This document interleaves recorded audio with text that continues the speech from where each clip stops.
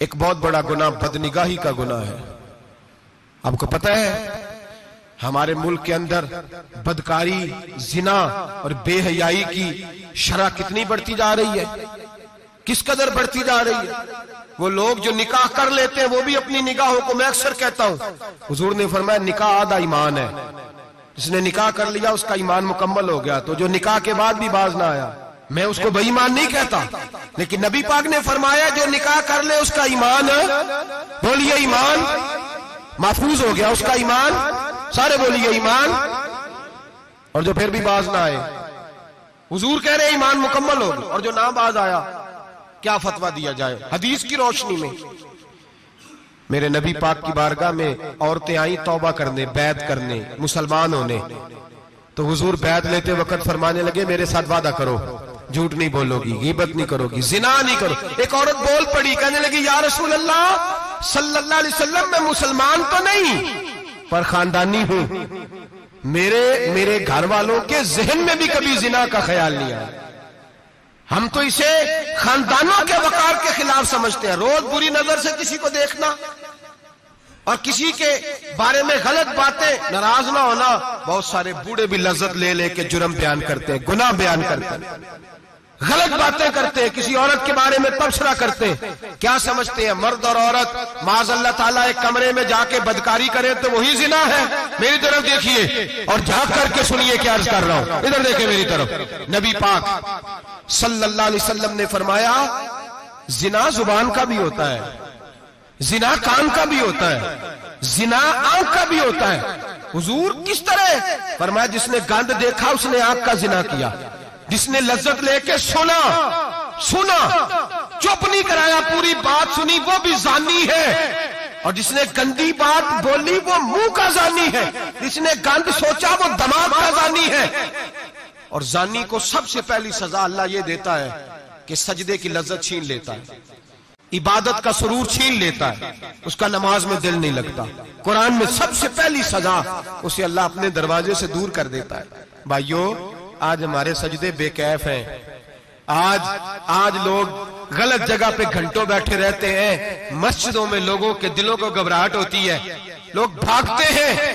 میرے نبی پاک نے فرمایا تو نظر کو پاک کر لے، اللہ تیری عبادت میں لذت پیدا فرما دے گا. میرے بھائی یاد رکھ لیں اور سن لیں، سب سے کمزور آدمی وہ ہے جس کا ذہن پاک نہیں. سب سے کمزور آدمی وہ ہے جو کردار کا غلط ہے. ایک بات میں نے پڑھی، آپ یقین کریں میرا دل کرے کہ میں آگ لگا دوں اس عنوان کو جس پہ گندگی لکھی جاتی ہے، ان اخباروں کو، ان چیزوں کو جس پہ گند لوگوں کے دلوں میں. وہ انڈیا کی ایک وزیر اعظم عورت گزری تو کسی نے اس سے کہا کہ پاکستان نے تو تمہیں شکست دی ہے، تم جیت نہیں سکے بڑا ملک ہو کے. کہنے لگی کوئی بات نہیں، تھوڑا وقت ٹھہر جاؤ، ہم ان پر تہذیبی یلغار کریں گے، ان کے گھروں میں ننگا ناچ کریں گے، یہ گندی تصویریں دیکھیں گے، یہ گند میں الجھ جائیں گے. اور جو قوم گند میں الجھ جایا کرتی ہے وہ پھر کسی سے لڑنے کی طاقت نہیں رکھتی، اس کے اندر ڈٹ جانے کی ہمت نہیں ہوتی، اس کی غیرت کے جنازے نکل جاتے. دل کرتا ہے جل جائے وہ جل جائے جہاں سے برائی پھیلتی، تباہ ہو جائے وہ علاقے جہاں سے گند ہوتا ہے. لوگ گند کی کمائی کھاتے ہیں، گند کی ایکٹروں کے ساتھ کھڑے ہو کے فوٹویں کھچاتے ہیں اور گناہ پہ فخر کرتے ہیں. اور گندے لوگ کہتے ہیں اللہ کا فضل ہے ہم گند پھیلا رہے ہیں، ثم معاذ اللہ. لوگ گناہ پہ فخر کرتے ہیں چوکوں چوراہوں میں. محمد بن قاسم آئے ہندوستان پہ راجہ دہر کے مقابلے میں، نوجوان میری طرف دیکھیں اور صحیح ہو کے بیٹھے، خاصے صحیح ہو کے بیٹھے، تقریر نہیں کر رہا، جذبات کا. میرے جذبات سنیں، دل کے پھپولے جل رہے ہیں سینے کے داغ سے.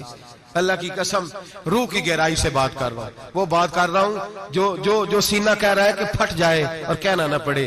قرآن و حدیث پڑھتے ہیں اور پھر اپنا حال دیکھتے ہیں تو لگتا یہ ہے کہ عذاب قریب آ گیا ہے، لگتا ہے زمین پھٹنے والی ہے، آسمان گرنے والا، لگتا ہے قریب آ گیا سارا کچھ.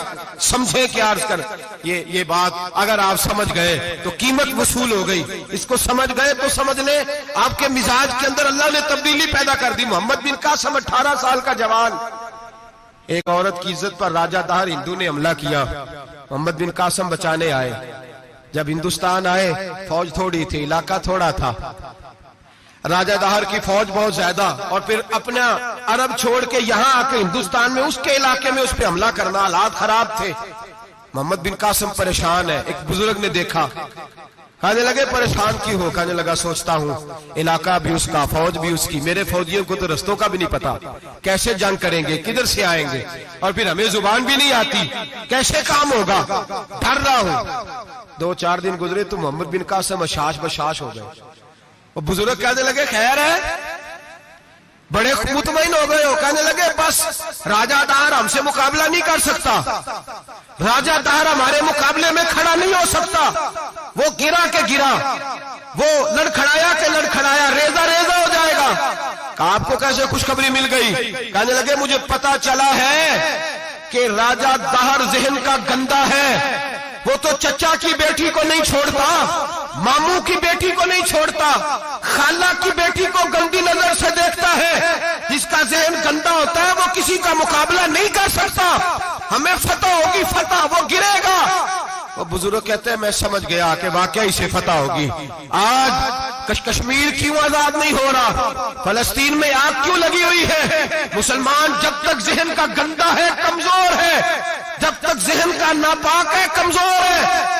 حضرت سعد بن ابی وقاص رضی اللہ تعالیٰ عنہ فرمایا کرتے تھے اللہ مسلمان کی مدد اتنی دیر تک کرتا رہتا ہے جتنی دیر تک مسلمان کا ذہن صاف رہتا ہے، کردار پاک رہتا ہے۔ آگ اس لیے معاشرے میں لگی ہے۔ نوجوانوں تم کہتے ہو کامیابیاں نہیں ملتی، اسے کیسے کامیابی مل سکتی ہے جس کا ذہن ہی صاف نہیں؟ وہ کیسے دنیا کی بازی جیت سکتا ہے جس کی نگاہ ہی پاک نہیں؟ وہ کیسے آگے بڑھ سکتا ہے جس کے کردار میں پاکیزگی نہیں؟ اپنے آپ کو پاک کر لو، اللہ ہر مشکل میں تمہاری مدد فرمائے گا، ہر رستے میں تمہاری مدد فرمائے گا۔ اور میں نے کہا جب آدمی ناپاک ہوتا ہے تو رب کریم اس سے عبادت کی لذت چھین لیتا ہے، اور اللہ کی سب سے بڑی سزا یہ ہے کہ کسی کو سجدہ نہ لمبا کرنا دے۔ رب کریم سب سے زیادہ اس سے ناراض ہے جس کو قرآن پاک کے کھولنے کی توفیق نہ ہو۔ سب سے زیادہ رب کریم اس شخص سے ناراض ہے جو اللہ کی بارگاہ میں جھکنے کی لذت چھوڑ جائے۔ میرے نبی پاک سید عالم علیہ السلام کے صحابہ لمبی عبادتیں کرتے تھے، لمبی۔ کسی نے کہا تھا روم کے بادشاہ تھے کہ یہ مسلمان فاتح کیوں ہو جاتے ہیں؟